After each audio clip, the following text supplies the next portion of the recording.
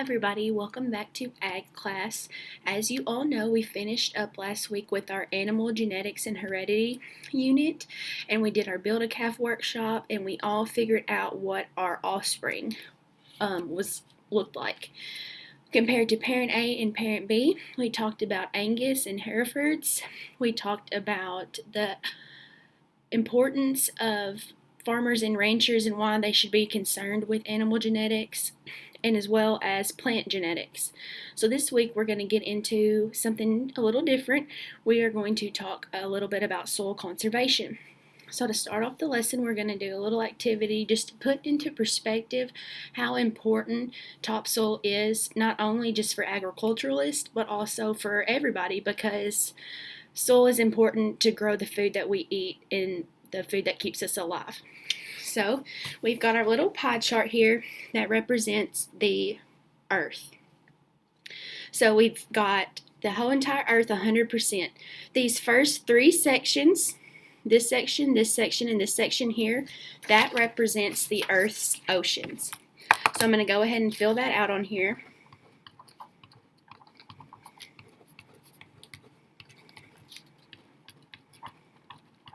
And oceans represent 75% of the Earth's surface.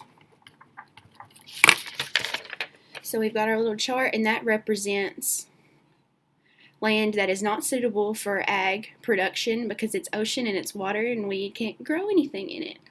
So that leaves us with that last little section, that quarter there. And as you can see, it's divided. We're going to look at the section here, the quarter, and this represents land, and it is land that represents 25% of Earth's surface. So we've got our oceans, and then the remaining sectors here equal land.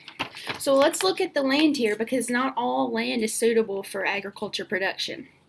So out of the quarter here, we've got land that represents deserts, swamps, and polar regions.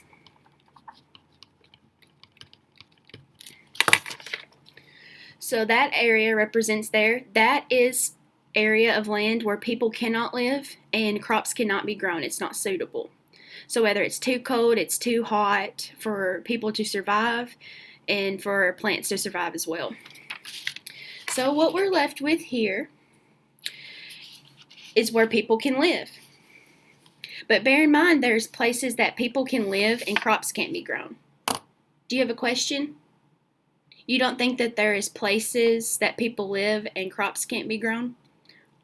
Okay, well, let's just think about it for a little bit. Let's think about somewhere really urban and very populated.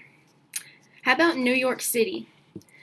New York City is very heavily populated and very urban, and I was actually doing a little bit of research on New York City this weekend because I've always wanted to go there, and it said that there are approximately 1 million buildings in New York City, and most of those buildings are clustered on the island of Manhattan. So just think about how many buildings that is, how many people live there, and what area would really be left or really suitable for us to grow anything. There wouldn't be very much left there just because there's so many people and so many buildings. Okay? Put it into a little bit of perspective where places people can live but crops aren't grown. So now that we're left with this, one of these sections represents soils that are too rocky or too poor for any type of food production. So too rocky. Now we've got area of land that are too wet and too hot. And as we talked a little bit about plants before, you know that plants can't survive if there's too much water. They get drowned, just like people. If they have too much water, they can't survive. Even though there are some plants that thrive in an atmosphere that is very wet or grow with their roots completely submerged in water, most production crops, the most of the food that we eat, those plants don't like to be constantly wet like that. They need areas of time to dry out and then areas of time where they're watered. So we've got too wet and too hot. Let me see. So what we're left here is the very smallest section, and that's what is suitable for, let me see if I can point to it. That's what's suitable for agriculture production, that little bitty sliver there. And as you can tell, that's not very much. But if we think about it, there's even less amount of soil for us to grow our crops on, because most of the time, the soil that's most desirable for agriculturalists is also most desirable for people to build, like cities and towns. So there's even more places where people have built towns. For Murray, for instance, in town there's a lot of buildings, there's our school. Think about if they weren't there, how much more land would be available for us to grow food on. So that puts a little bit into perspective about how much topsoil we have, which isn't very much. So we should really be aware of what we can do to preserve it. Because as you know, soil is a non-renewable resource, which means that we can't make any more of it. What we have is what we have of it. And eventually, we'll run out because there's not any more being made of it and we're using it up. So I hope that puts into perspective a little bit for you about how important it is. Do you have another question? Okay. You don't think it's very important? Well, why do you think that? Because dirt's not worth anything? Well, let's do a little activity about the economic value of soil, just so we can put it a little bit into a monetary value for you. So, let's say it's your farm. You have 1 acre of cropland. Okay, so 1 acre of cropland, and suppose you have 7 inches of topsoil.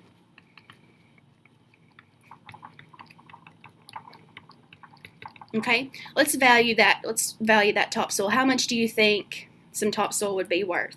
Well, to me, I think it's pretty important, and it helps our crops grow, and it's very important for a big harvest. So I'm going to value every inch of topsoil at $10.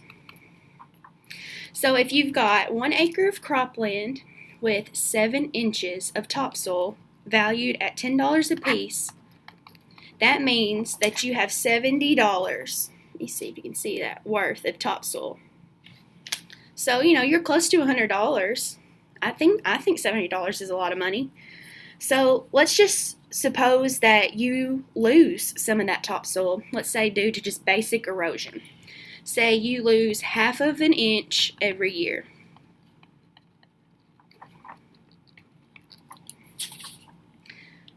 How much do you think that you would lose in a year?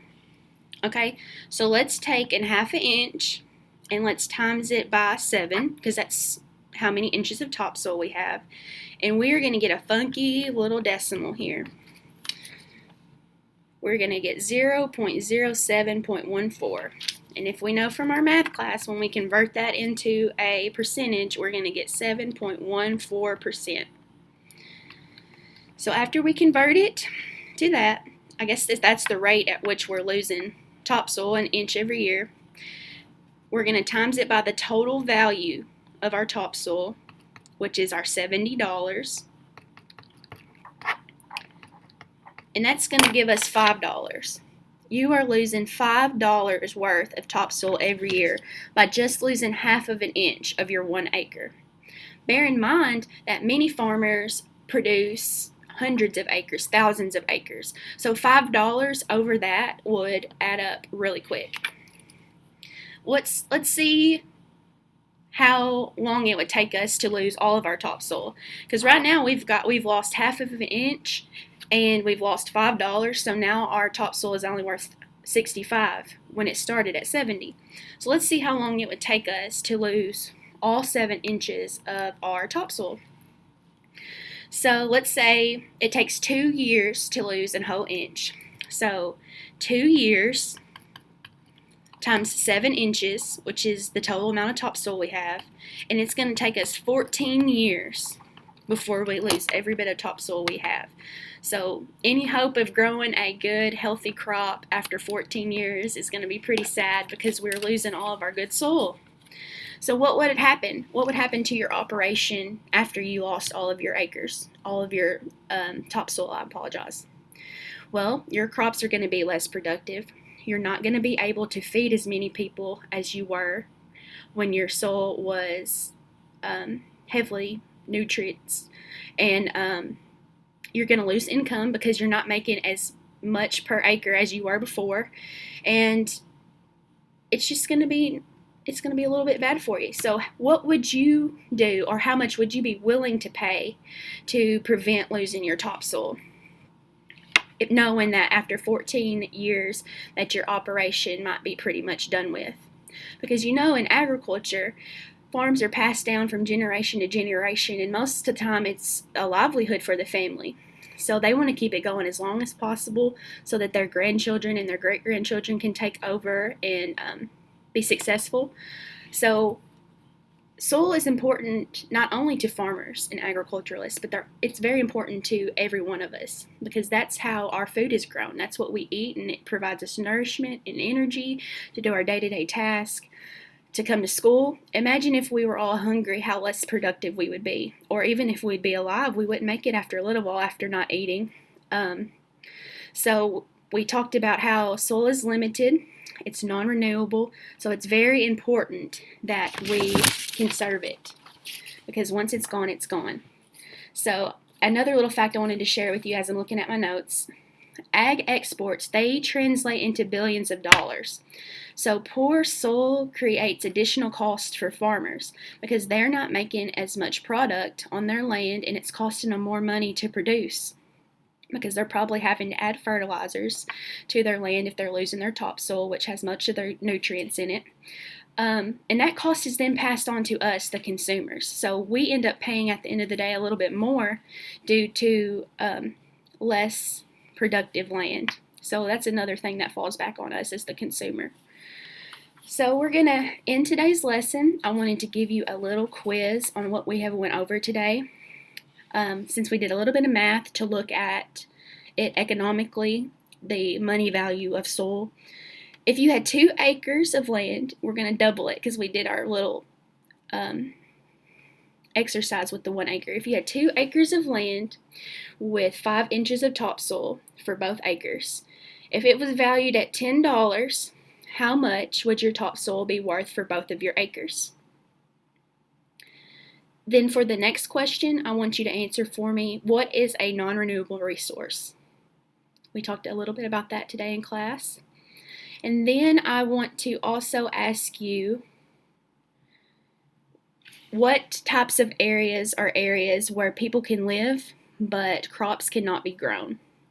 What sort of areas in the world or even in the United States can you think of that people habitate but crops are not grown?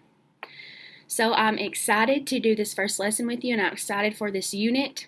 I'll see everybody next week. Thank you so much.